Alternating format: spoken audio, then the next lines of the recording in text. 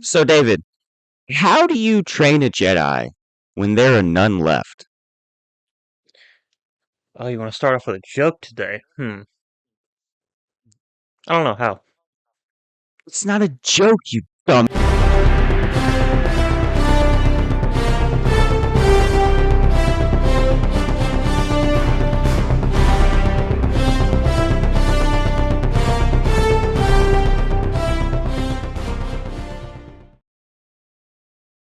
Welcome back, all you rebel scum.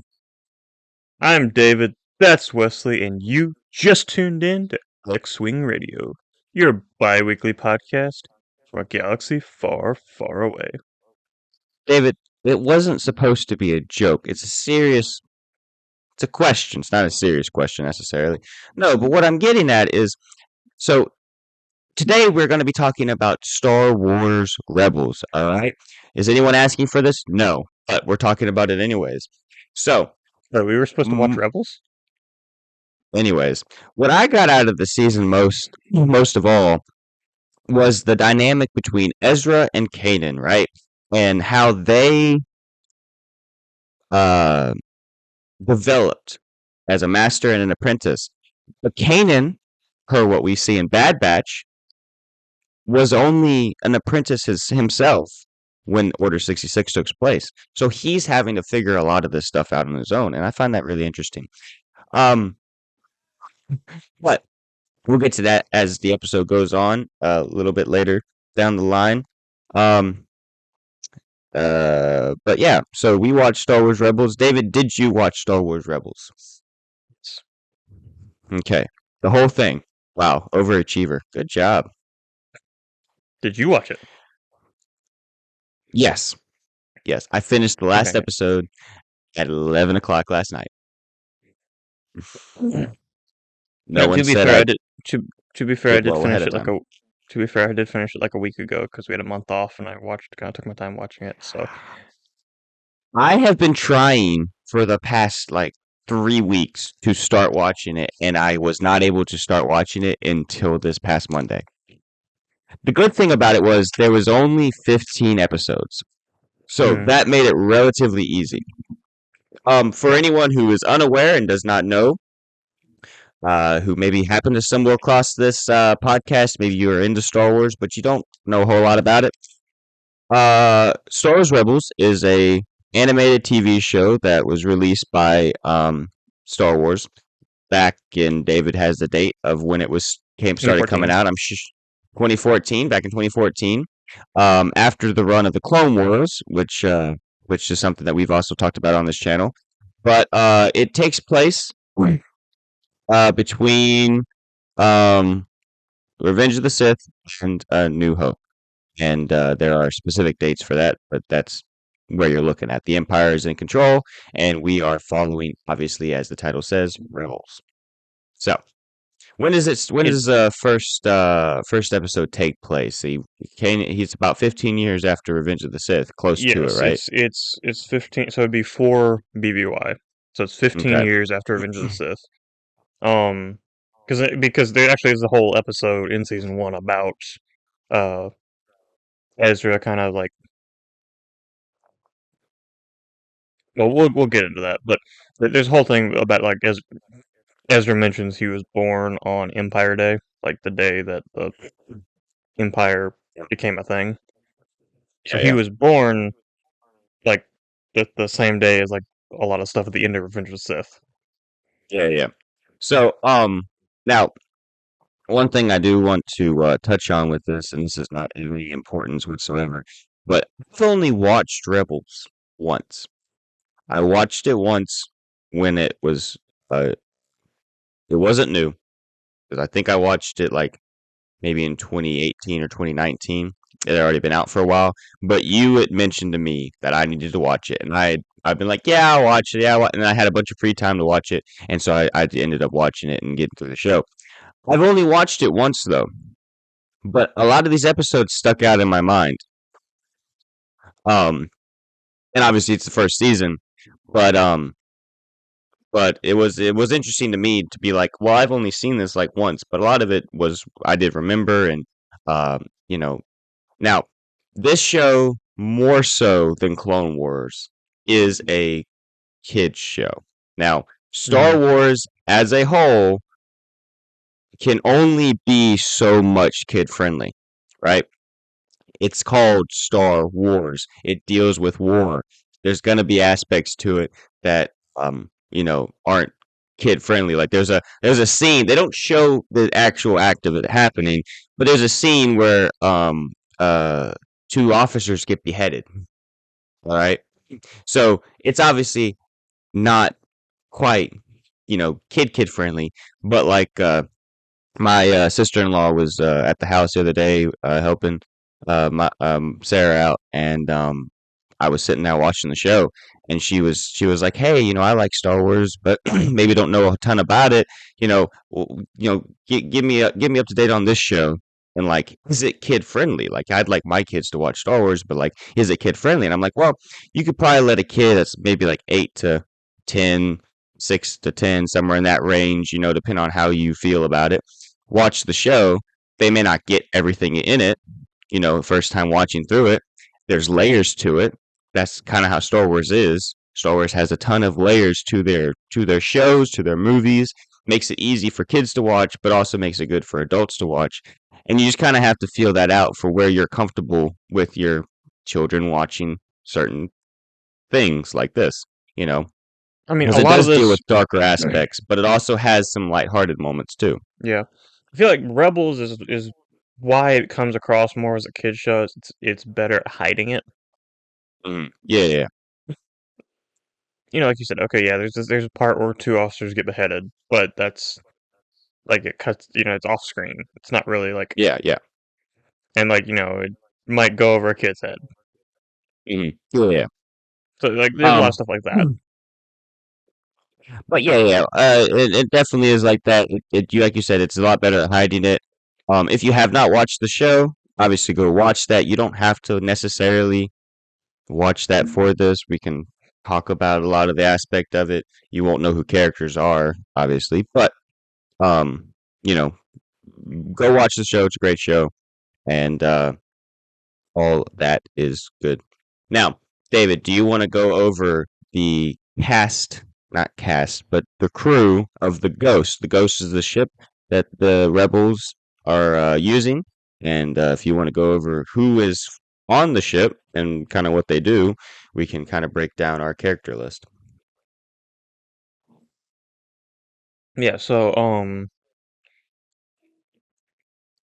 there's really like, so I guess we'll go to like mid-season because I mean I know technically Ezra isn't part of the Ghost crew to begin with, but he kind of becomes part of the crew. So we'll say that at that point. But starting with Ezra, again, he's 15 in the season, so he's still pretty much a kid. Um, grew up on the streets of Lothal, and actually becomes part of the crew from trying to steal from the ship. Hmm. Um, so I know a lot of the show kind of follows Ezra because he is the main character, but Yeah. which is interesting because like I never really thought about it before, but like I don't know, you think about it like okay, Star Wars is made for kids, like it at its core, it's I know sometimes it can deal with like heavier topics, but it's made for kids. But you think about it, it's like until recently, like there weren't really that many kids in Star Wars. Yeah. I Like mean, Luke you look, Skywalker is only like 19 in A New but he's Hope, still not but that's he's not still really a not. kid.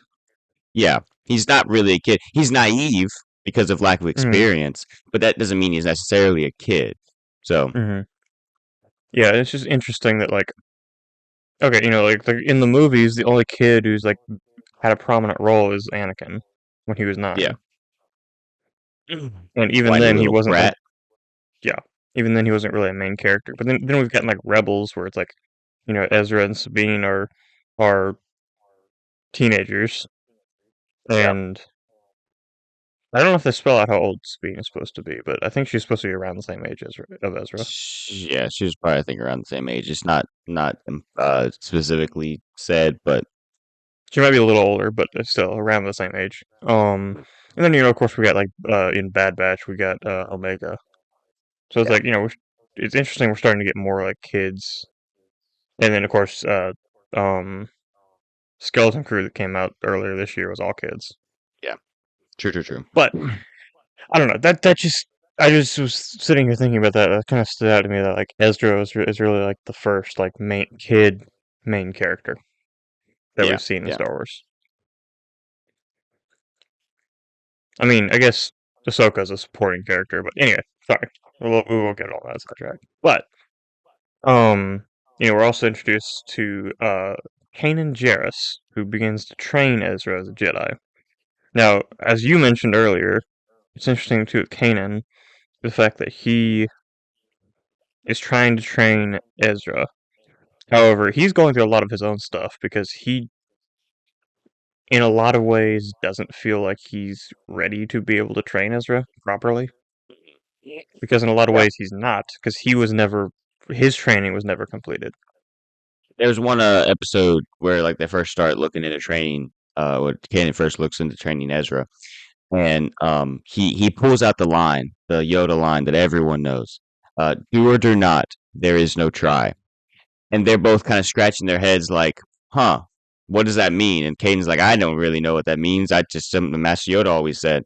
By the end of the episode, he sits down with Ezra and he's like, I'm not going to try and train you. I'm going to train you. I will fail, you will fail, but I'm going to do it. And it's the thought of, that whole entire saying is a matter of if you try, if you go in knowing that or having the thought that you could fail, then you're probably going to fail. You got to go in with confidence and do it. And that's what Kanan starts to get as the season goes on. He starts to gain the confidence to I train mean, Ezra. He may not know a ton about being a Jedi and about the Force and all that stuff, but as he learns, he can teach Ezra, and he needs mm, to have confidence in the fact that he is capable of it, even with his lack of training himself. yeah, because I mean, like that's the whole thing with that Yoda quote. It's not so much about like, oh, you're not supposed to, you're just supposed to do whatever it is. You're not really supposed to like try. It's not in a way of like, oh, you're supposed to already be good at everything. That's not the way it's Yeah, like. You're not supposed to know how to do it already. yeah. What It's Yoda, I think you kind of get that too. What Yoda was getting at more so is the fact of like, if you go into it thinking, I'm going to do it versus I'm going to try to do it. If you're going in with the mindset of I'm going to try to do it, you've already put yourself in a position where you're expecting to fail. Yeah, you have to go in it with some level of confidence. Whoops, on my Hmm. camera. You have to go in with some level of confidence. Like obviously, don't get too cocky. Don't go in there too much confidence. But you can't go in there doubting yourself. Basically, is Hmm. kind of the gist of it. And And Kanan, obviously, at the beginning of that specific episode, was definitely doubting himself. And I mm, think even in that episode is when there was the possibility of there being another Jedi that they could find, which we'll dive into a little bit later. But there being another Jedi that they could find, and Caden was like, "Oh, finally, someone who can actually train you." And it's like, well, no, Kanan needs to be the one to train him because of the bond that they have. Some other master to Ezra will feel like Kanan's pawning him off, which was the whole point of the episode and everything. mm. Anyway, so our other crew members, of course, we end up with Harrison Dula, who Uh-huh. what is her dad's name? Can't remember. Because don't Um, we also see him in Clone Wars? we see him, I believe, maybe in the Clone Wars. I know we see her or him. I think in a couple episodes of Bad Batch. Okay. Yeah, well, at least in Bad Batch, we do see um that might be what I'm thinking of. But yeah, so connected to other stuff in the Star Wars universe and stuff. But um, Hera is the pilot and engineer, pretty much the one who takes care of the ship. Like no one else really does much. Yeah, yeah. Um, because I feel like the rest of the crew is more interested in goofing off. Well, maybe not Kanan, but the others are at least more interested in goofing off. But um, Hera's also kind of like the mom of the group. She keeps up. I mean, I say that jokingly, but that actually is kind of true. I mean, there's a whole episode where, um, like, I mean, it's her ship, so she's kind of in charge. But like, there's a whole Hmm. episode where she sends Ezra and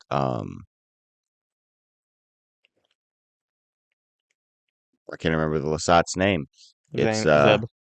Zeb sends Ezra and Zeb off to on a basically a Hmm. shopping run because they were horseplaying, and she's like, "Well, you were doing that. I don't need you doing that. Okay, here's chores.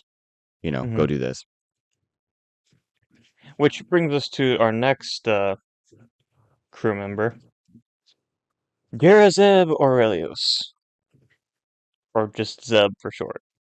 Because honestly, saying Garazeb Aurelius is a mouthful.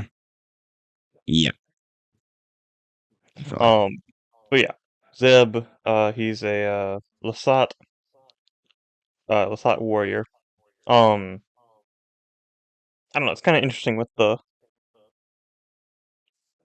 Lasat because we don't really know much about them to begin with.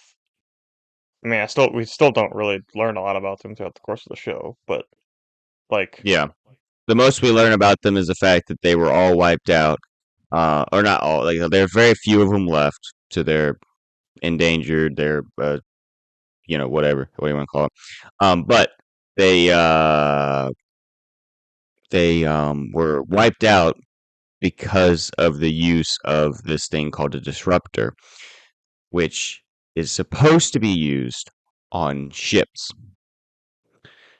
and it was used on organic beings, which is implied to be a very, very graphic thing. mhm. Um, and that's about all we know, at least in this season, about his I mean, yeah, I mean, people. obviously, like war crimes are fun, so it's just Chopper loves them. yeah. Um, so and then of course we also have Sabine, who's a Mandalorian graffiti artist. That about sums up her personality in this season. Honestly, Basically, yes. Yes. I mean, I mean, as the show goes on, we do get to see a lot more of Sabine, but Yeah, yeah, to start off with, that's pretty much her personality. yeah, yeah. Um, and then of course everyone's favorite astromech droid. That's not blue. R2D2, I was about to say. Chopper. I don't know. I feel like Chopper's fun to watch, but if he was like if you were ever like around him, you'd be like, get me away from this psychotic droid. Like, Well, okay, so obviously, like, there's a death count or whatever that people make, and they say, "Oh, Chopper is the biggest war criminal because of what he does in later seasons." Um, but in this season alone, he already dispatched of two droids very violently. hmm You know, like and it was not necessary. So you already get the undertones of Chopper not exactly being the most sane droid out there. Maybe he has a couple wires crossed, but but yeah, that's the whole Ghost Crew uh cast, and that's that's it. So the biggest thing, and obviously what I started off the video with, and what I think we should talk about for a majority of this, because I think in this season, because Ezra is the main character and they focus a ton on his development in this season as opposed to everyone else's. Let's dive into Ezra's character and Kanan as he trains Ezra. hmm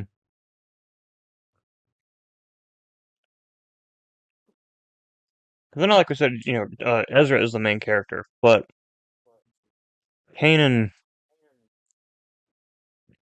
Kanan and Ezra, like a lot of their development is kind of goes hand in hand because Yeah. they are, master and apprentice. And again, like we said, like Kanan has a lot to learn himself. Yeah. Now, the first episode is basically just kind of getting all of them together, you know. Um they they the group is already together besides Ezra, you know. So stuff happens. Ezra tries to steal from them as they're trying to steal from the Empire, and then they don't catch him. He does end up escaping them and the Empire technically, but then at the last minute he's about to get cornered, and they offer to rescue him. So, um, but uh, but it's interesting because like the way honestly the way that the show goes about setting everything up with Ezra becoming one of the Ghost Crew honestly makes a lot of sense, you know, because it's one thing after another, right? So as soon as they get done escaping the Empire and helping Ezra out with this, with him escaping, they have to take the ghost ship and get out of there, right? So Ezra's aboard, they all escape, and then as soon as they escape, they're like, "Well, hey, we have another thing we have to do right now. So we're just going to go do this." And so then Ezra sees some things. He's like, "Hey, y'all are actually helping people. Like this isn't something that I do, you know." But like the pacing is very, very fast with it, where it's like Ezra doesn't have a whole lot of time to be like, "Nah, I'm actually good. I'm still on my own," kind of a deal. Like he kind of gets looped in at one point at the beginning, and then it's like one thing after another happens where he's still there, you know. And then finally he starts to actually care. There's a point where he has to go risk his own life to help them, and he does it, and he's like, why should I do this? And it's like, well, he starts to grow the attachment to them, Mm. and so it's very organic. I think it was very well done. A lot of this season, in my opinion, I did think while it was still good, was kind of hard to watch. I don't know if there was parts of it that I just didn't really care to watch. Maybe it's not nearly as fast paced as like Clone Wars is, or as interesting to me as Clone Wars is. But like from a storytelling standpoint, I think they did a really good job with um with their pacing and with like the way they went about telling the stories. I think they also did a really good job of how they put in filler episodes, you know? Like there were filler episodes in this, but they still served a purpose and they came back later with points, you know? So I think they did a really good job with that too. Whereas sometimes Clone Wars couldn't do that. I mean, we have Jar Jar episodes in Clone Wars, so if nothing else, that was a mistake. So,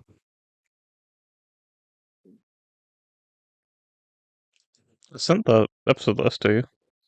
oh, well, I didn't look. Look in the Discord channel. Oh, it won't matter now because now I'm on Disney and I can just go to that. Did Oh, you have any other? I mean, I can go look at it so that you well, don't feel like you spent your time and did well, nothing. I didn't actually like make one. I just sent uh the wiki article for it. Okay, oh, give me a second. Just let me. So you can I like this though. You can click on the episodes and it's got a like synopsis too. Okay. Um. Let me just pull that up then. Oh yeah, episode 2. Forgot about episode 2. Attack of the Clones. No, we get to see everyone's favorite Star Wars character. Attack of the Clones. Well, I mean, he's in Attack of the Clones, but we get to see everyone's favorite Star Wars character. Attack of the Clones. No, C-3PO, everyone's favorite Star Wars character, right? You want to see my what?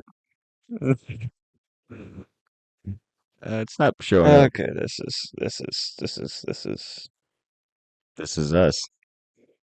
yeah. Anyway, You sure you yeah. shared it with me? I'm not seeing it.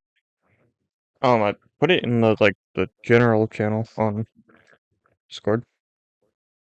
Oh, on Discord. Okay, I was over here looking at Dropbox. No wonder I'm confused. Oh, I never look at this thing because I just saw some other links that you've sent. Hmm. Let me get back to where I can see your beautiful face or whatever the hell you got going on. Yeah, what made? All right, so no, wait, give me a second. So who's Something went C-3PO? wrong. I don't know what you want to see, but no, Oh, bad what? dog. What? What? What? What? What? I don't think you were getting anywhere. All right, so No. hopefully a lot of this gets cut out. Well, okay. First off, David, you're wrong because it's not episode 2; it's episode 3.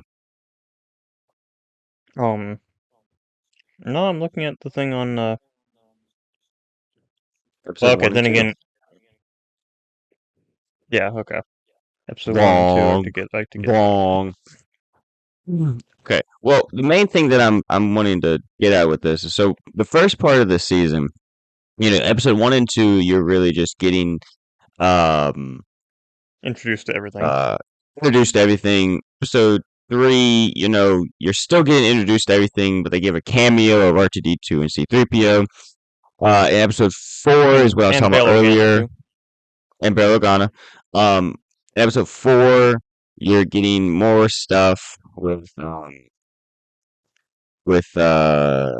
just random things like this is where Zeb and Ezra go out and on a Melu run chase. Um, I think episode 5 is about the time it starts to get a little interesting. But it's Hmm. not until I think which episode is it? One of these first couple ones, either 5 or 6, is when we first start seeing. I think 5. When we first start seeing Ezra start to be trained by Hmm. Kanan. Yes. So this episode features Ezra Bridger continuing his Jedi training with Kanan, who worries he is not a good teacher for Bridger. So this is the one where they go to see if they can rescue uh Luminara Unduli. Luminar. I was gonna say Depa Balaba, but that's who Kanan's master was. Um, but Luminar. But it turns out she's dead and has Hmm. been, and they were just using her Force essence um but this is where like basically the whole entire arc of the series starts because this is where the Inquisitor first shows up too. This the Yeah. Grand So Inquisitor. I mean, technically we do see him in the first episode, but like this is where we really start to see the Grand Inquisitor as a main villain. because this is so the Luminara is set up for a trap for Jedi because Yeah. they're holding her prisoner and stuff. Or well, I mean she's dead, but they make it seem like they're holding her prisoner. So some unsuspecting Jedi will come and try to rescue her. Yeah. And And the whole thing with this episode is I believe that at the beginning of this episode is where they start the do or do not. There's no try thing. mhm, And Kanan really, really is like, oh, there's someone I can have train Ezra instead of me. And Ezra mhm, just basically all Ezra hears is, oh, I can pawn him off on someone else. But Ezra doesn't want that. Ezra wants Kanan to teach him. And so at the end of this episode, that's what they talk about. it's interesting because a lot of this season, and Ezra's not perfect by the end of the season. Obviously, there's more seasons, there's more growth, but the whole entire thing of this is, I mean, you got to think about it. Ezra's been on his own. He says he's been on his own since he was 7, so he's 15. So he's been on his own for about 8 years now. Um, he comes in contact with the ghost crew, and now he's trusting other people to uh with his life. Basically, they do a lot of Mm-hmm. dangerous things, and he has to trust them with his life, and he does. But it's a hard thing. Like, he to be honest with them, he has hard time throughout the series saying things like, that he cares about them. He doesn't want anything to happen to them. He's has a hard time admitting his weaknesses throughout this season, and that's a big thing that Kanan's really trying to work on with him. But Kanan's the same way. Kanan has to work on admitting his weaknesses as well, and that's a lot of what this growth is. Um, Mm-hmm. Now, one thing I do want to get at that's not particularly uh pointed on one episode or another. Um, I guess you could say if it was, it would be Path of the Jedi, where Kanan takes Ezra to a Jedi temple, and Ezra has to basically go through a trial. Mm-hmm. Um, but my point with this, at the end of the episode, uh, he receives a kyber crystal, so he can now make his own lightsaber. When he gets his lightsaber is blue. I think his lightsaber should have been green. Why do you say that? I think Ezra, and the way that they, okay, now there's more to the show as it goes on, but in general synopsis viewpoint, the blue lightsaber is someone who uses the lightsaber more, someone who's more in with fighting it and less using the force first. Whereas, like, typically people with green lightsabers are more likely to use the force, right? It's like fighting and force. That's kind of the just very basic gist of it. So my thing is, the way that they somewhat set up Ezra in this season is, oh, he's really powerful in the force, right? Like, he doesn't know how to control it, but he does a lot of things that point to him being very powerful in the force. Now, the reason that I say they should have done should have had given him a green lightsaber instead of a blue one is mainly for that, because I think they really start hinting at him being really powerful in the force, and I think if he is powerful in the force, he should have a green lightsaber. um it also would have been better if they gave him a green lightsaber, and then later on in Ahsoka, if he wasn't a wuss and actually could hone his force abilities. um Now, I'm not saying he's the most powerful Jedi out there, but I think that they should have let up with, and I think they do that as the series goes on, where he shows a lot of capability in the Force. Mm-hmm. I think it points him to having more of a green lightsaber than a blue one. It's a very small argument that I have for this, and it's very opinion based off of what I watch. You can tell me that there's other things going on, and maybe things that I don't know. Comment down below if you know something that I don't about Ezra as to why he should have a blue lightsaber instead of a green one. Also, comment down below if you agree with me on the fact that he should have a green lightsaber instead of a blue lightsaber. And if you I agree with mean, me, I think you're obligated to subscribe. So now, I mean, but what I'm he getting does at have is, he does get one later in but the series, but see, I don't think that's that. Okay, why does he get one later in the series? Because here's the thing. I think they might be trying to do the trope of Luke, right? Where Luke had a blue lightsaber and then he gets a green one. But if you think about it, Luke, when he got his own kyber crystal, had a green lightsaber and only ever had a green lightsaber. The only reason he had a blue mm-hmm. lightsaber was because it was his father's. Granted, I'm not saying that it can't change, but I'm pretty sure that the Force doesn't make a mistake like that. And that's Mm-hmm. how it should go. So he should, if he gets a green lightsaber later, he should have a green lightsaber right now. Even if he's a little more rash and a little less like, because you got to think about it, right? All the kids in the Jedi Order, right, who got green lightsabers, they were not powerful in the Force when they got them. They were not, um, you know, well composed, and they were still kids. I mean, we see an episode in Clone Wars where a group of kids go and get their kyber crystals. And how old are those kids? They're probably no older than the range of like maybe 10 to 12, Look, right? look, So they're look, still look at kids. They're still maturing. So what I'm look getting at at with this, Ahsoka. you got Ahsoka. So what I'm getting at with all this is the fact of the matter is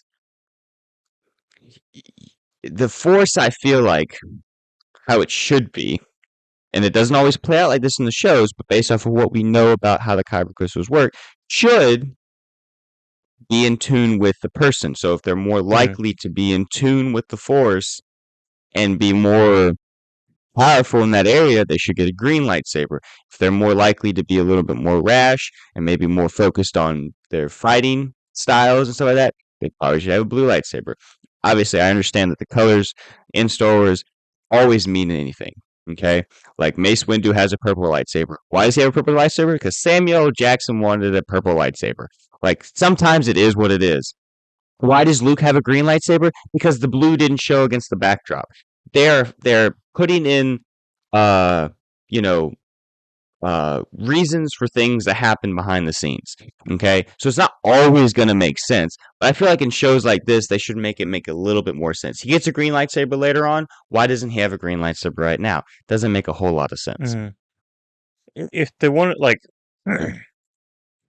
if they wanted to do the whole like Luke thing, it would have made more sense. I mean, again, his Ezra's parents are kind of just supposed to be like nobodies. Like, they're not really like, his dad wasn't a Jedi, but it would make more sense if he had like found a lightsaber or something and just used it. If they wanted to Or give him they a blue lightsaber. or they just completely killed off Kanan in the first season and then he could just use that one. I'm not advocating for that. Spoiler alert, I guess. Technically, Kanan does die before the end of the series. But I would not trade his death That scene for a different one.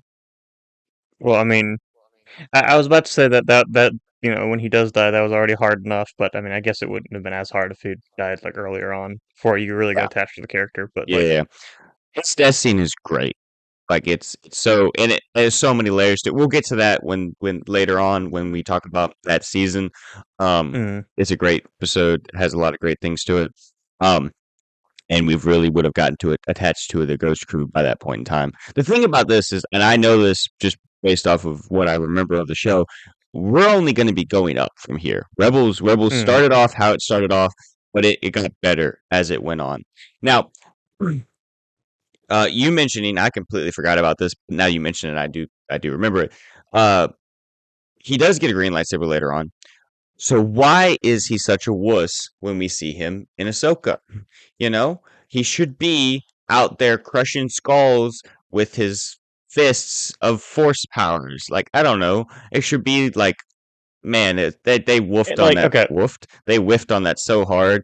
And and seeing this character here, seeing the way that he is here, makes seeing him in Ahsoka so much harder. okay, and I know we're not talking about Ahsoka today, I'm talking but about the character I of know, Ezra, and that's where my loophole is. but when we got to that point in Ahsoka, when Sabine tries to give him the lightsaber and he's like, no, I don't need it. You keep it. I was expecting.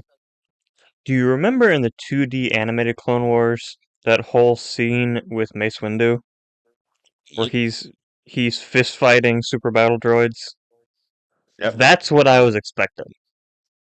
Well, the thing is, right? What do we see from Ezra in this season, right? He has a lack of discipline. He has a lack of focus. That's how many times Kanan says the word focus in this season? I don't want to Mm, count it because it's too high a number. But the thing is he has a lack of focus. He has a lack of discipline. He has a lack of trust in himself. By the end of this series, he does not have those issues as much. He trusts in himself. Now he deals with some other things, sure, but like he trusts in himself. He has a lot more focus. He's a much better character by the time we see him blast off into the unknown regions and outer rim and past all that into another galaxy by the end of this series, right? So when we meet up with him in Ahsoka, he has spent countless years by himself.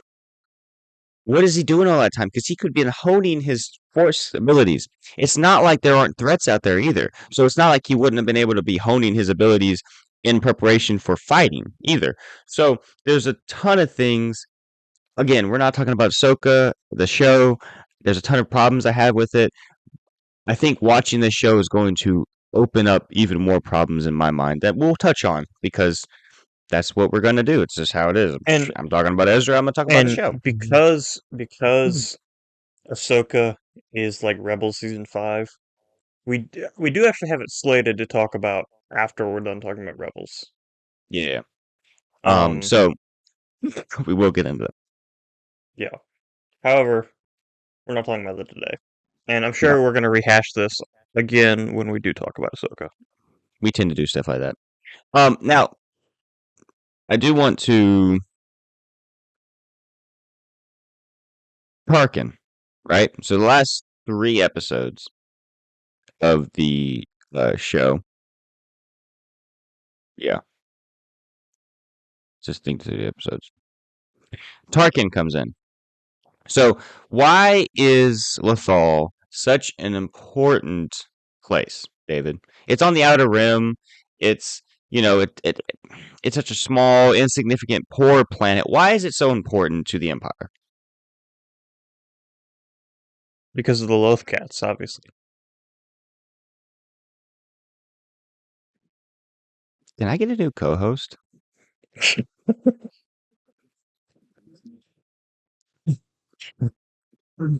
I'm gonna go ahead and have Luke audition for your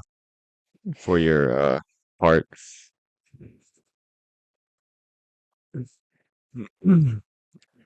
He didn't know we had a podcast talking about Star Wars. How did Yeah, you I let that mean, happen? How did you let that happen? he probably forgot because I know I've told him before. Okay, yeah. Where he was over at the my mom and Papa's the other day, and we were talking. We were talking about Rebels too, and I couldn't remember what Lasat was called. So he was like, what's Zeb's character? Like what species is he?" And we couldn't remember. Neither one of us could remember. But I was like, "Oh, he's a hairless Wookiee." So, but anyways, so yeah, I'm gonna get Luke to replace you. Okay, Um, okay, but that's fair. why is Lothal? Why is it so important? Like it's got to be important, right? Because Tarkin comes out because of the rebellion problem that's happening here. So what makes Lothal such an important uh planet to the Empire? Well, it's where it's located in the Outer Rim. It's kind of like central. It's kind of a strategic location, kind of in the Outer Rim. Well, what are they doing with it?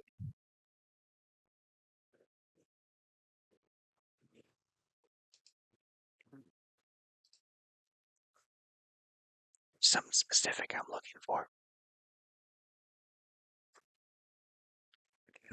I know I literally just watched this season, but all I can think about is Thrawn's like TIE fighter program. That's not what you're talking about yet. Well, it kind of is, but it's not Thrawn's right now. It's the fact that they do make ties on Lothal. And Yeah. that's part of what they do, what the rebellion rebels here are doing. But it's strategic, and probably why they make ties there is because of its location. It's a good spot Mhm. for it, and I think that there are resources on the actual planet that might be beneficial to them making ties. But they do make ties there. And there might also be something they don't really spell this out in the series, but there might also be something a little deeper with that of the Emperor probably knows about all the like light side force stuff going on Lothal, because we've got like the Mhm. Jedi Temple, we've got all the like the Loth wolves and stuff that are forced. I know we haven't gotten to that point yet, but like all the like life on Lothal that's force attuned. Yeah. So like it So probably is also the Emperor probably also has kind of a special eye on it because of that. yeah, yeah. So a lot of reasons why it's important, but obviously it is important because who else but Grand Moff Tarkin comes out because there is a rebel insurgence happening on the planet and its local authorities are unable to deal with it. Mhm. Um, Yeah, now the governor of the Outer Rim actually comes out and like comes to this tiny personally, little backwater planet mhm. personally Now because yeah, it's all I really got to say is they did Tarkin wrong because he got a big old forehead. That thing's like that's a tin head. I know they call them bucket heads, but you know. mhm. I mean his forehead's bigger than mine. Uh, yes, yes. You're just above average, but you're also above average. Well, I feel like it's because I my hair's like back most of the time, so Well, it yeah, looks but you're bigger. also like 6'4", so you know your head's gonna be bigger than most people's. If you had a That's tiny fair. head, David, it'd be weird. It already looks weird enough. But yes, for Fair. those of you who only know David through the video screen, he is 6'4", despite the fact that his head barely shows above the camera. There, he is a huge dude. Yeah. So, anyways, so yeah, so we have all this going on here. Um, the important things that I think are of note in these last couple episodes, and again, not that we can't go back and talk about episodes. So don't think that I've just brushed over a ton of episodes and you might have something Mm, you want to touch on. I am mainly focusing on Ezra and Kanan as they grow as Jedi, right? mm, So in these last couple of episodes, the main thing of note is that Kanan gets captured during an operation that they were doing to take the Imperial cell tower, basically the transmitting tower to cell tower. Yes, I know. Anyways, the transmitting tower to send out a message. Um, so Kanan gets captured, and Fulcrum, who is a character that we should touch on. Um, Fulcrum is a rebel informant of sorts that is tells Hera, as much as it sucks to do this, don't go after Kanan. You're gonna risk too much if you go after him. Well, what do? Ezra, Sabine, and Zeb all decide to go after Kanan anyways, and Hera ends up getting in on it anyway too. They go to rescue him, because he's important to them. He's mm, family. He's yada yada yada. But Ezra has a hard time letting him go. Right? Ezra at this point has already lost his parents. Right? He doesn't know what's happened to him. At this point in time, he thinks maybe they're dead, but he's lost them. He's been on his own. Well, now he's really, really attached to Kanan. Kanan now is his master. Kanan is probably a father figure that he looks up to at this point in time. And now he's like, I can't lose him too. I'm too attached. mm, And so he goes after him, and the bond I think gets strengthened even more in these last couple episodes here as they do search for Kanan, and then you also have the duel at the very end with Ezra, Kanan, and the Inquisitor. Kanan is also attached to Ezra. This has only been a couple. I mean, it's not been a terribly long time that Ezra's been around with them, but they've gotten attached because of their bond, probably through the Force, being a master apprentice. I'm not entirely sure how he thought Ezra died because, from my viewpoint, later on when they show it, this is the platform that they were on. This is the platform where Ezra fell, and Kanan's sitting right here, looking right at him. but that's beside the point. um, but it You shows know a you lot of. shouldn't think about things logically. I try not to, but it's interesting because they both by this point in the series, like the thing about it is in this season you have to have character growth and character conclusion, right? They have to get to a good point by the end of the series. It doesn't mean that if you start another season that they can't grow in that as well. And that's what they do in this. There's growth throughout this. Like Kanan, by the end of the season, has faith in the fact that he can teach Ezra and that he is going to teach Ezra to become a Jedi. By the end of the season, Ezra has faith in himself and is willing to listen to Kanan, and uh, he knows it's not going to be easy, but like he's gonna let go. He's going to um, uh, not hold back on things, like not keep his emotions to himself. He trusts with Caden and stuff like that. Um, he ends up letting go and making the connections in episode 9 with gathering forces, where he makes a connection with the creatures. He let's see, I think it's the beginning of Vision of Hope, episode 12, where he lets go and is able to deflect blaster bolts back at a helmet. You know, Mm. um, and so it's a growth period as he starts doing all this stuff. But you know, for a minute there, Kanan also has to learn to let go. He has to learn to let Ezra go. And that's why he ends up beating the Inquisitor, right? The Inquisitor, for all intents and purposes, should be a better sword fighter, force user, all in all, better than Kanan, because he's actually had formal training. Kanan has not. The Grand Inquisitor Um, was a temple guard. He was not just like, I know most of the yeah. Inquisitors were like, former Padawans that were weaker or whatever that the Empire could easily corrupt. Yeah. But the Grand Inquisitor was a temple guard, Yeah. not He not a should have been, yeah. but at the end of it, like the Inquisitor thinks that he's got Kanan because he's got Kanan emotionally, right? He quote unquote killed Ezra, and now he's angry about it. And Kanan goes, no, no, I'm not here to be like angry. I'm not letting fear direct my you know direct what I'm doing. I'm letting the Force take over. And that's where Kanan's arc is like I'm not even teaching Ezra, right? I'm letting the Force through me teach Ezra. Like I'm just here to let that flow go. And so he ends up killing cutting the Inquisitor's lightsaber, which uh, I have some thoughts with that on the Inquisitor's lightsaber, and then also how it gets cut in half. Not cut in half, but anyways. Um, and then the Inquisitor ends up falling and dying. Uh, yeah. So two thoughts with the Inquisitor's lightsaber to jump ship because that's all that my mind's gonna be thinking about right now. How does it work? So it Well, you see, spins, right? How does it it's like spin? well, you see, it's like a lightsaber, but it's also like a fan.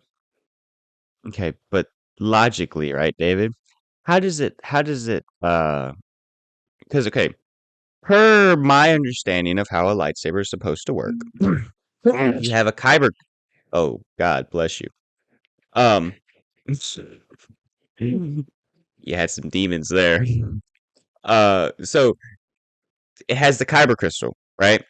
And then the kyber crystal gets focused, and there's like an emitter, and then it shoots out a beam, right? All a straight line, right? That's all the lightsabers that we see. Even Count Dooku's, it just curves at the end. So the crystal emitter, all that stuff, focusing. That's what it is. Mm. So how does it keep its blade when it's spinning if the crystal is in the actual hilt? Maybe the crystals are on the ends and it's spinning that way.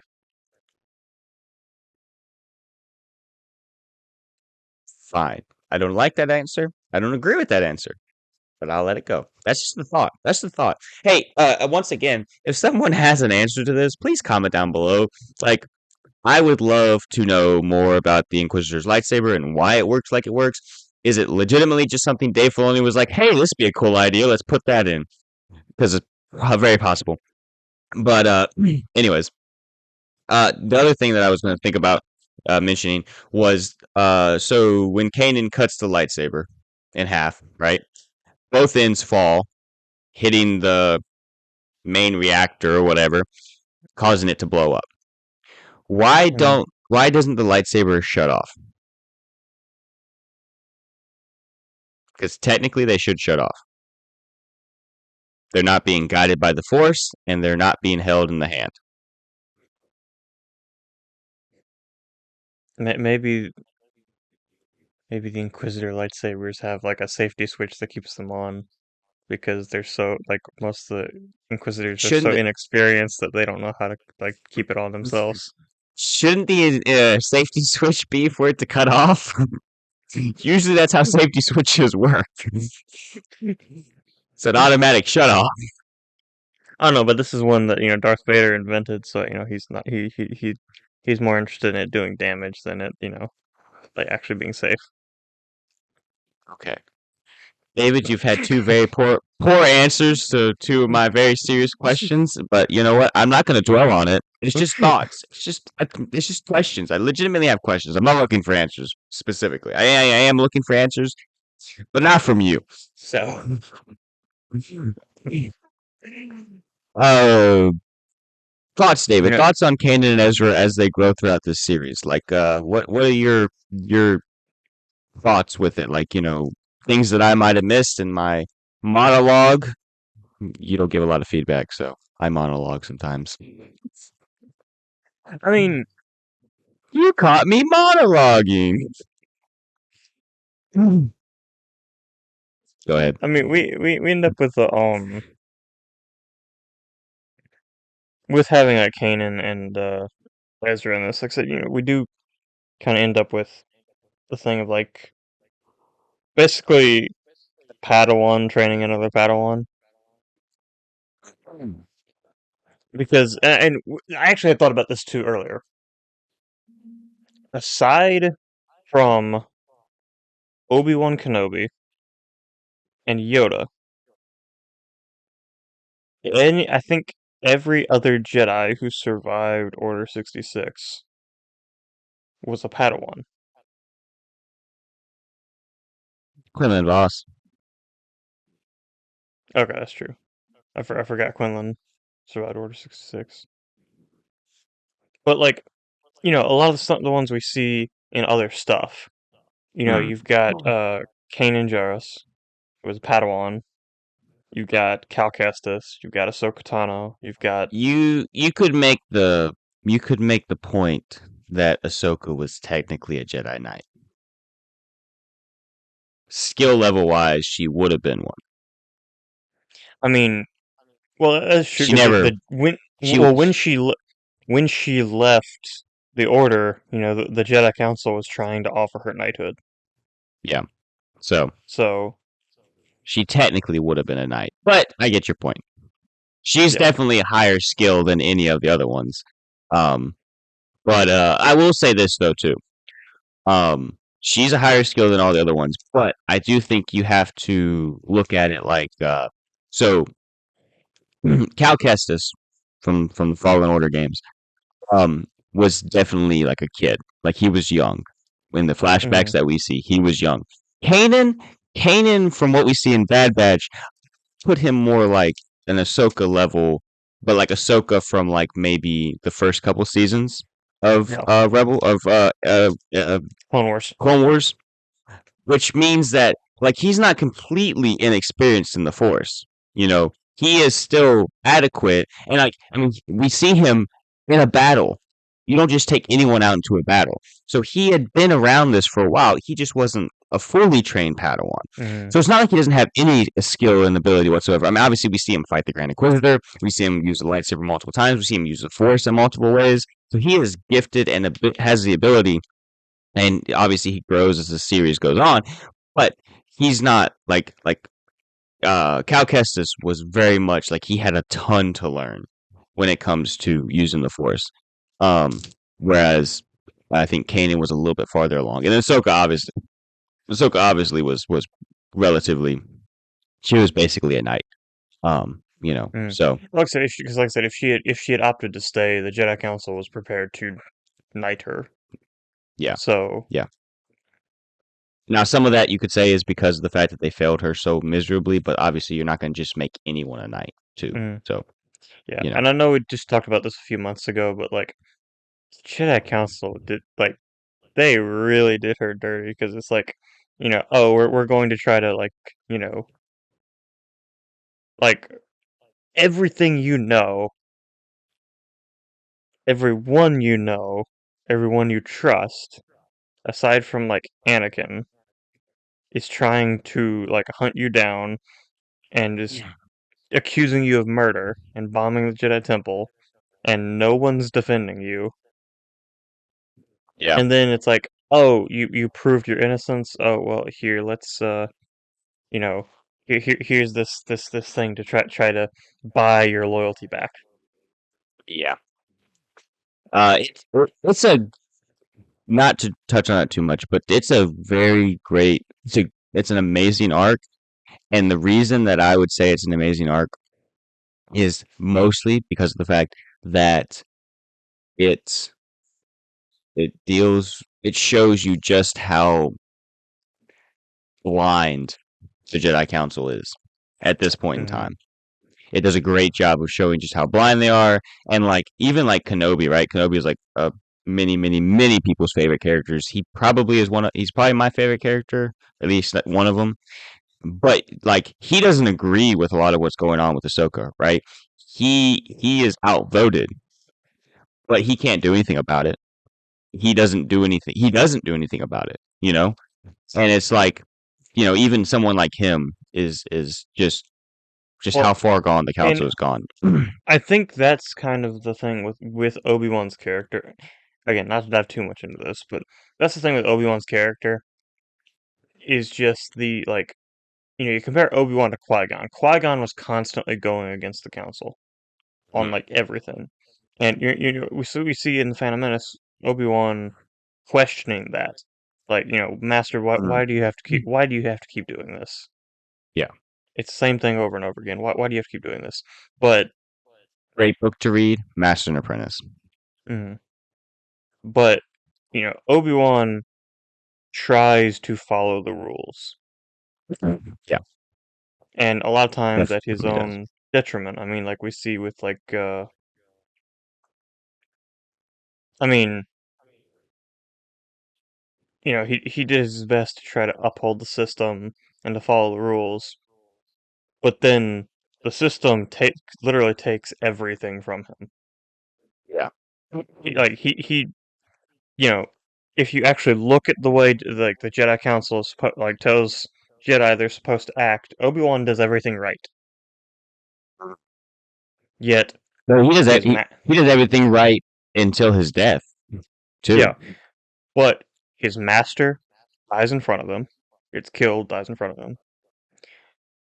The woman that he,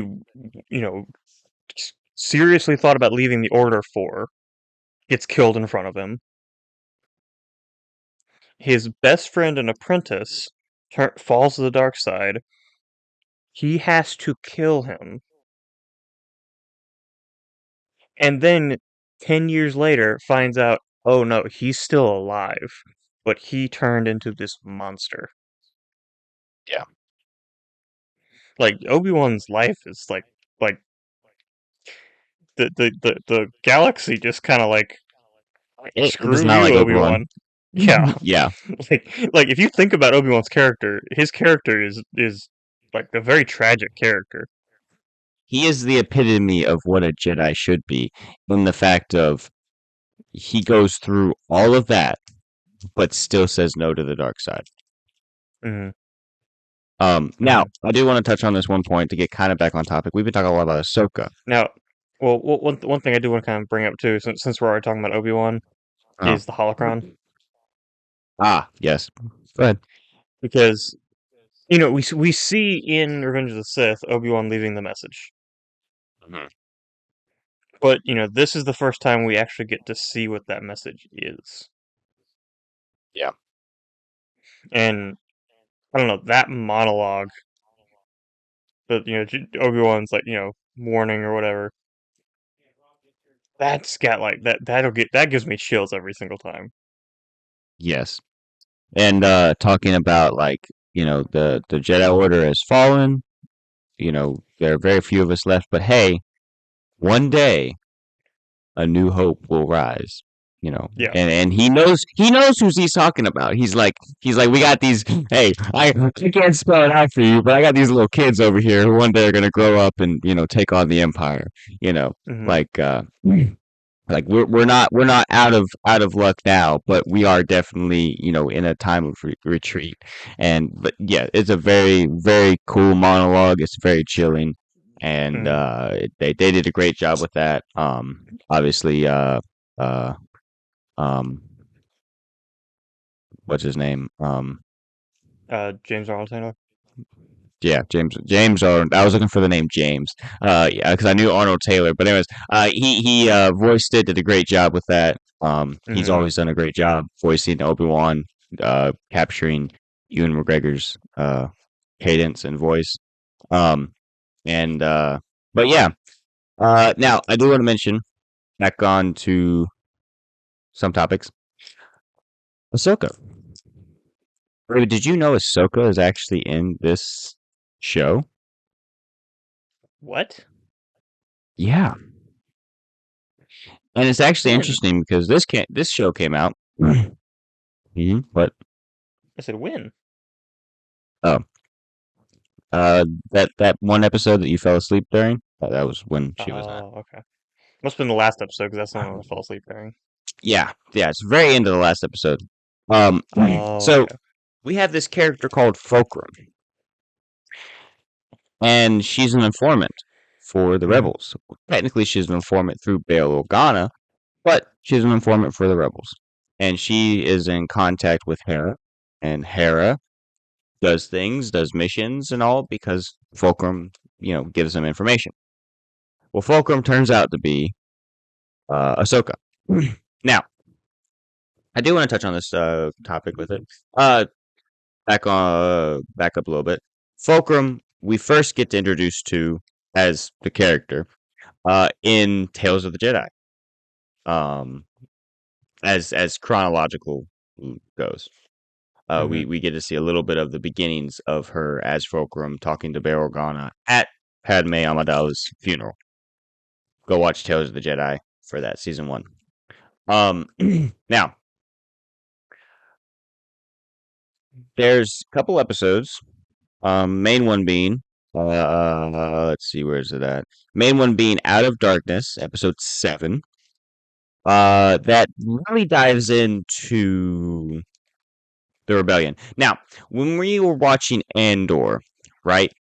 There's a ton of dark things that the rebellion does, right? The rebellion is Hmm. fighting for freedom, but they kind of go about it sometimes in dirty ways, right? I mean, look at all the things that Lucius Luthen. Luthen, all that Luthen does, right? Look at what Cassian does. The first time we meet him in all in Star Wars, not a In uh, Rogue One, yeah. release order. Rogue One, he Yeah. kills someone else. He kills his informant because he'd be a loose end. And The his rebellion. and his Go ahead. like his mission once they actually go to find Galen Erso is to kill him. Yeah, that's a little more understandable though, because technically Galen is an Imperial officer. This Hmm. guy's an informant, like a full-on informant. Like obviously, we don't want him Yeah. to kill Galen because Galen is, Well, Jin's dad. But okay, the audience knows, but yeah, but but like but in all he's reality, yeah, that's fair. yeah. But like he kills an informant. Lucian does a lot of things. Luthen does a lot Luthen of things. I'm thinking of Lucius Fox. Wrong character. But wrong anyways, universe. wrong universe. Yeah. But Anyways, but this episode deals with a lot of it because Hera is on a supply run, and Sabine wants to go along with her because she wants to meet this fulcrum. Sabine does not like secrets, which is understandable. And here's the thing: I get both sides of it, right? From Hera's side of the things, you don't want everyone to know what's going on because if everyone knows, if someone gets captured, they can spill the beans. Mm. But from Sabine's point of view, she talks a lot about how when she was in the Imperial Academy, she was told to do things blindly, just blindly follow orders. And she doesn't want a repeat of that. And that's the thing too, is like there has to be a balance of it, right? In the rebellion, you're fighting for freedom for the galaxy. You have to have a level of freedom within your ranks because if you don't, then you might just get the impression fighting alongside these people that you're actually just fighting for someone else to be a dictator, right? Um, I mean, think like Hunger but Games. yeah, perfect example. Perfect example, right? Mm. Hunger Games. People who don't know what Hunger Games is, brief synopsis: you have the capital who runs the country. 12 districts is what it is, and then you have this one other subset over here, rebels, led by someone who, once they end up getting in power, basically turns into the same type of dictator that was already in power. Mm. Um, a perfect example, David. Perfect example.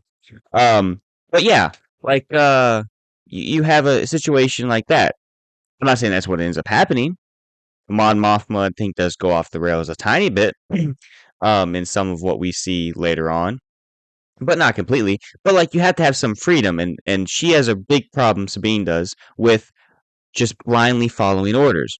Now, at the end of the Mm. season, we get to meet who Fulcrum is. But that's like the whole point of this is like she has to trust Hera. But I am of the opinion that there needs to be more uh visibility. What is it? Openness with what's going on and what they're doing. Like Mm. it shouldn't just be Hera and Kanan who are doing all these things, and everyone's just following along behind. They should be a part of some of that stuff too because it's a crew. It's a they're all supposed to be equals, right? Like Mm. later on when Hera is so mad at Ezra, Sabine, and Zeb for disobeying a direct order by not going after Kanan, why is it a direct order, right? Like these are all independent people who are coming together to fight rebellion. They're Mm. not they're not a military, even though sometimes Hera acts like they are. They do need to be Yeah. organized in some capacity. They do need to have plans and follow those plans. But something as along the lines of, "Hey, you're disobeying a direct order." Well, first off, these aren't actually your kids. They Mm. are independent people who can go off and do their own thing. You may not like what they're doing, and yes, they might be jeopardizing the overall mission, but they don't have to listen to you. You know, like I Cassian mean, in Andor doesn't have to listen to the head guy at Yavin, the Yavin base. He mm. should, I mean, but he doesn't in all have to. real in all reality, this is still kind of to before the Rebel Alliance is really a thing. I mean, Yeah. yes, there's kind of the semblance of. I mean, we see like an Andor, like with Mon Mothma and everything, starting to get to that point, but we don't really see like the full on Rebel Alliance until like really like Rogue One. Like that's the first time, like chronologically, the first time we really see like the actual like Rebel Alliance that wins the war. Well, who comes to rescue the Ghost Crew at the end of the season? It's another rebel cell with Bail Yeah. Organa and Fulcrum, right? They mention this like, oh, we were a cell. We didn't know we were a rebel cell. Like they're a part. They're a small group that is rebelling on Well, Lothal, and that later on becomes part of the greater rebellion. But they're not an organized thing yet. Bail again, Organa, Mon Mothma, they are dealing with starting the rebellion, but it's people like the Ghost Crew who are mm, the backbone of it. Mon well, Mothma, again, Bail like so, Organa might fund it, but it's different than actually. like I said, the starting it. the rebels in like the movies that we see, that again, that's the Rebel Alliance. Mm. But you kind of have to ask yourself, who is it an alliance between? It's Yeah, all who's of these aligning? Yeah, it's all of these different rebel cells from all across the galaxy uniting to actually fight against the Empire. exactly. So at this point in time, it's like, hmm, you're acting somewhat like a dictator. Follow blindly, do these things. Well, we might agree that if I did know everything, I still might agree with it, but that shouldn't be how these things should be run. That's obviously something that changes as the season series go on because Hmm. they obviously have other times they meet up with Ahsoka. Ahsoka's in Rebels a good bit. Um, so is Bail Organa is in it here and there. And we get to see other Mon Mothma. They later on they extract Mon Mothma, which we saw a part of that exchange in Andor. Hmm. And so it's like we do get to see these things, and they do get as they get into the rebellion more, they start to know more. But I definitely agree with Sabine on this. Like you're making it feel like you're going from one dictator to another, which is not a good thing when you're trying to lead a rebellion because people are fighting for their freedom, Hmm. not for someone else's dictatorship. I mean, again, I get the whole thing of like wanting to keep some semblance of secrecy because, Yeah. you know, okay, like, I mean, to be honest, at this point, Sabine, Ezra, and Zeb are very immature and Hmm. are very reckless. And if one of them knew who Fulcrum was, we could potentially get to this point where it's like, oh, they got captured. The Empire starts asking about Fulcrum. Hmm. Ahsoka could, her identity could get revealed. Now, granted, meeting Fulcrum and keeping code names as a thing, but meeting Fulcrum would have done a very little for them knowing more than they should, simply because of the fact that at that point in time they wouldn't have known who Ahsoka was if she Hmm. just stuck with the name Fulcrum, and we wouldn't have known anything about her besides maybe what she looked like. Um, and the Empire already knows the code name Fulcrum. They mentioned Hmm. that in like one of the first 3 or 4 episodes. They mentioned knowing who Fulcrum is. So Hmm. it's not like that part's new information. They just would have a face to put with it, which may or may not be too much information, but it may not matter. And obviously, later on in I the mean, series, it okay. doesn't matter because they end up knowing a lot about Ahsoka. I mean, okay. Admit, like, so, at this point, they would know Fulcrum's a mid-30s Togruta female. Like, Yeah, actually, there's a lot of maybe those. not even mid-30s, early 30s, but yeah. Like, I mean, yeah, like I said, there's a lot of those. I mean, the Jedi thing is the thing that I feel like is more like, oh, if they knew that, then that's Yeah. dangerous. Yeah. Yeah. Or the name Ahsoka. Yeah. Those things could be traceable. Yeah. Because like Thrawn knows. We see this in Ahsoka, but we know that he knows that Ahsoka was trained by Anakin Skywalker, Mm. and he knows Anakin's tactics. Well, how does he know all that? Because he's read the files on stuff like that. He's gone back in the data. Well, It's there for people to look at. It's just whether they use it or not. I mean, there was a point too where Thrawn and Anakin Skywalker actually did come in contact with each other, Yeah, yeah, yeah.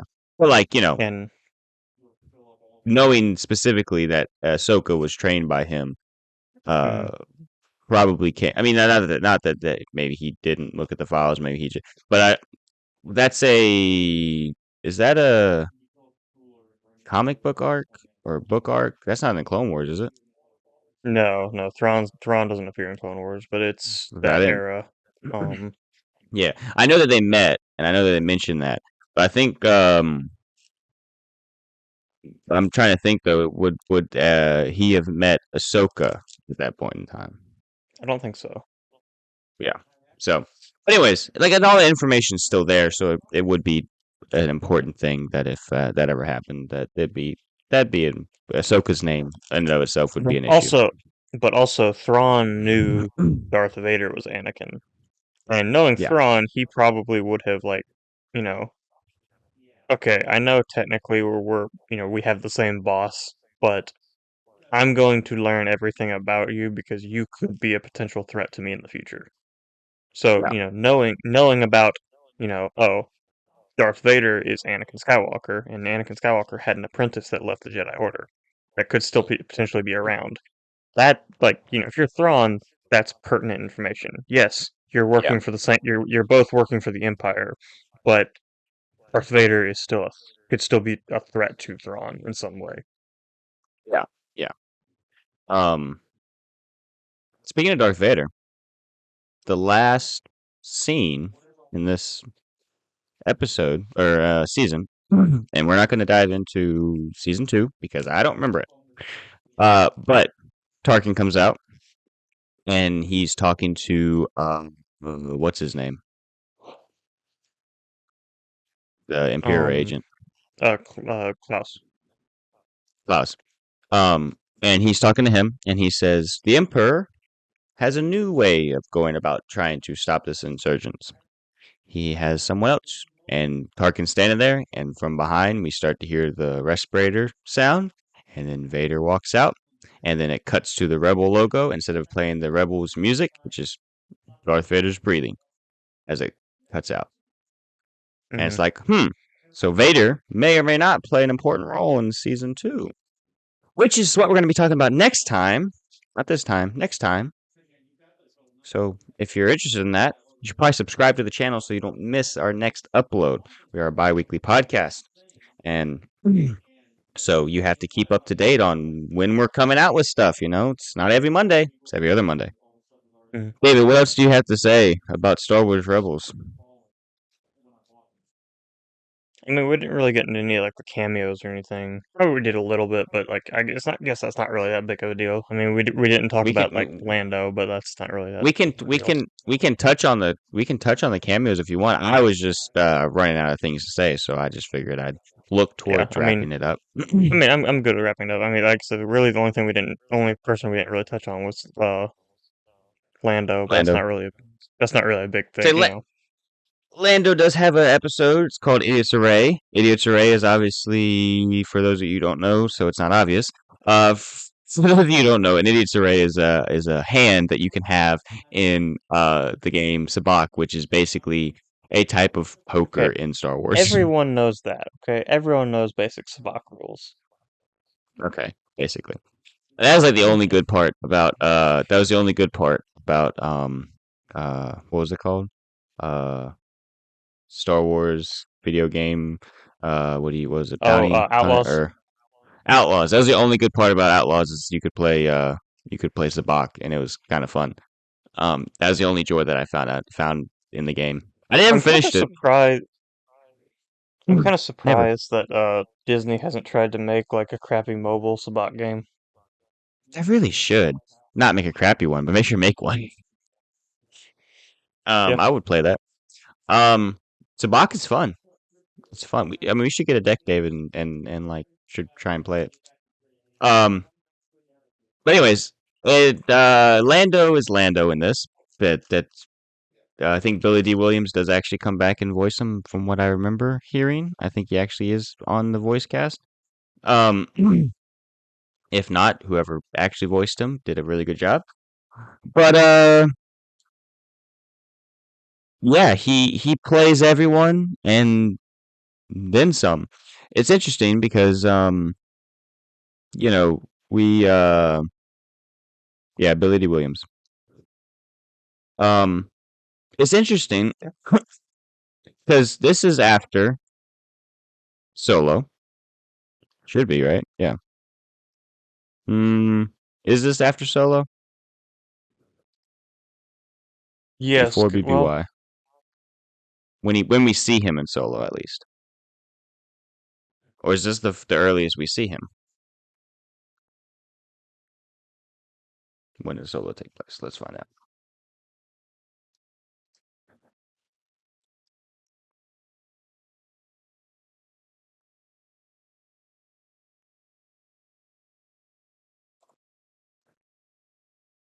set between 10 and 13 Okay, so yeah, so that's years. older. So yeah.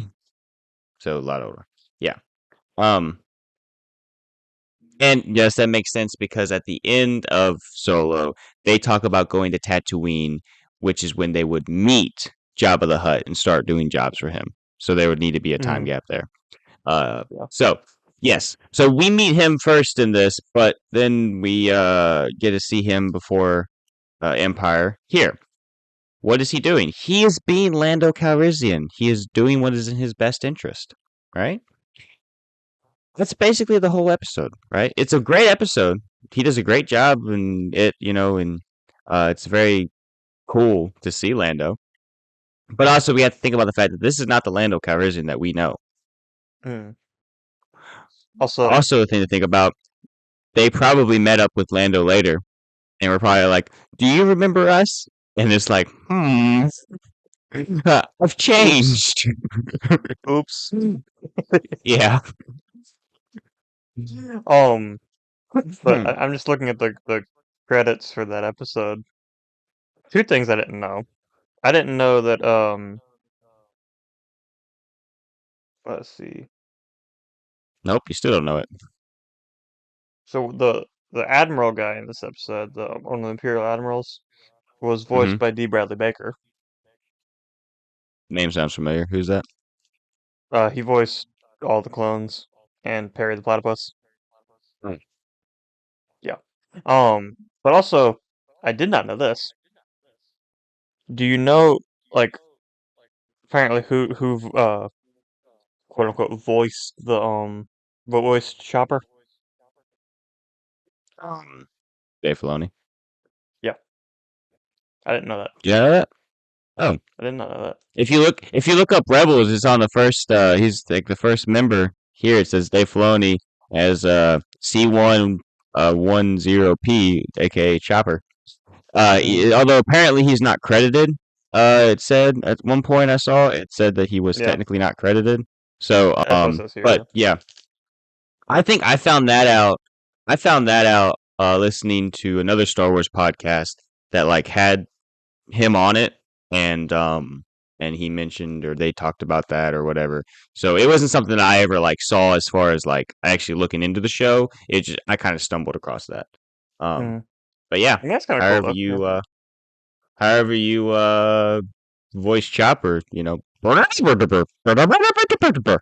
he mean, does a bunch of different like cameo, not cameos, but like random voice things in his yeah. shows. So I mean, it's a similar thing of like how Grievous's cough is George Lucas. yeah, yeah. Um, well,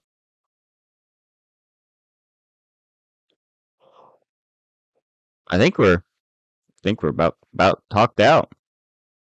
Yeah. So if you want to go ahead and head us on to an outro, we'll go and wrap this up. Alrighty. What?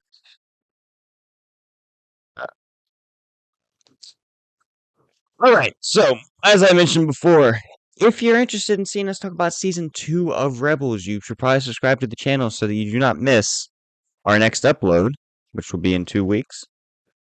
Um, Turn on notifications. Make sure that you don't miss another episode. Also, like the video if you've sticked around. If you've stuck around this long, you obviously should have liked it. So just take a minute, like the video. Doesn't cost you anything. Just a It costs us second of your everything. time. It costs us everything. And leave a comment down below, letting us know what you thought of this episode. What do you think about Ezra and his lightsaber color? Do you think it should be blue? Do you think it should be green? Do you think it matters at all? You probably don't. But anyways, for now, this has been X-Wing Radio. I'm Wesley. That's David, and we'll see you next time. Now this